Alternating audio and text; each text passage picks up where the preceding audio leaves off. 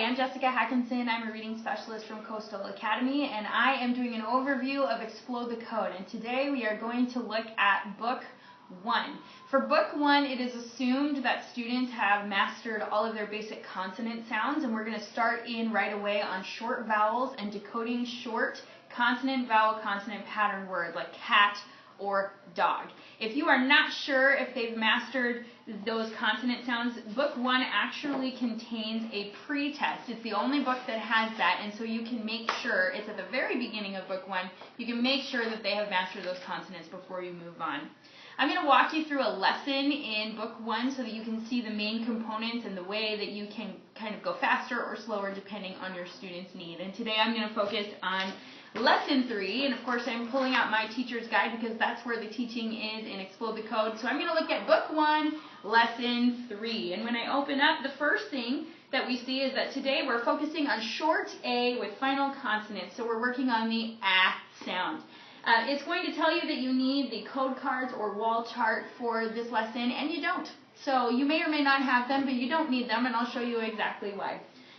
The first thing that you're going to see is the quick review. You do not want to skip quick review. This is a really good way to make sure that your student has mastered some of the underlying skills that they will need to complete this lesson. In this one, you're going to read a word list, and you're going to ask them to tell you the final sound. So for example, you might say Sam, and your student should be able to say is the final sound. It's really important that you're listening for sounds and not letter names. They should not respond with M. They should say And if they do, you can just correct them and move on.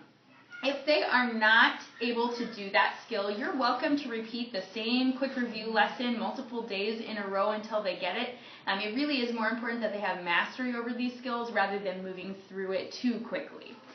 The next piece of this is phonemic awareness. Phonemic awareness is probably one of the most misunderstood elements of teaching reading. Phonemic awareness is something you can do in the dark with no letters. It's all about sounds, nothing in print. And so in this case, our phonemic awareness lesson is focused on blending. So you are going to give sounds, for example, and it's all written right here. And then your students should be able to recognize those sounds as the word map. If they can't, then you're going to want to spend some more days on this lesson, this skill. The other thing that you can do is you can reverse it and say, what are the sounds you hear in map? And have them give you the sounds until you're ready to flip it back around. Quick review and phonemic awareness are really important pieces of Explode the Code, and they are not found in the student workbook, so it's really important that you start your teaching with the teacher's guide. The next piece is the phonics instruction, which correlates directly to the student workbook, okay?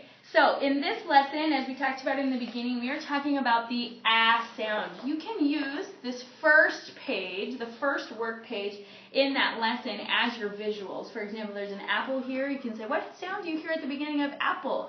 If they can't get it, you can stretch it out, apple, and make sure that they're really getting the sounds in their ears.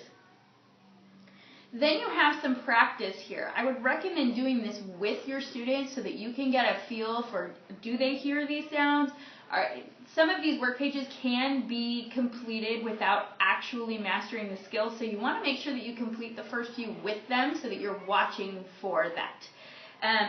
You do not have to complete all of the work pages in a lesson. They are scaffolded, meaning they start out easy like this one, and they get systematically more challenging. So in this case, I would teach from page 1. I'd probably skip this one, and then I would maybe do this page here. This is page 20 if you're following along with your book. Together with my student, I'd start out doing the first couple together and then watch them gradually get more and more independent. If they're doing great on this, then I would go ahead and skip over to page 23. You can see now they're doing more writing. They have a word bank here. If they can do this well, then I would go ahead and skip to the end. If they can spell these on their own with no help, this is a great opportunity, by the way, to go ahead and step away and maybe teach your other kids that you need to work with. But go ahead and step away here. Let them do this independently. If they can do it independently, you're ready to move on. If they can't, this is a really good indication that you need to go back and do a little bit of practice. But guess what? You skipped some pages, so you have pages to go ahead and go back to. And then I would just go ahead and give them some support and then gradually release that so that they're independent.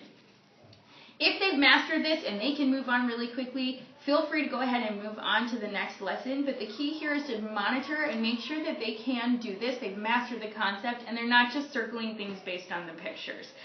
That's really the basic overview of book 1. Halfway through the book, there is a review lesson. This will cover all of the concepts taught at the beginning. You want to make sure that you don't skip this review lesson. This is the proof that they've mastered it and they're ready to move on. At the end of the book, there is a post-test. Make sure that they complete that independently so that you can, again, be sure that they've mastered before they move on. If they haven't, feel free to go back and reteach a lesson using maybe some of the work pages that you skipped initially. That's book 1 in a nutshell. If you have any questions, of course, reach out to your ES or your conference teacher and they can help you walk that through.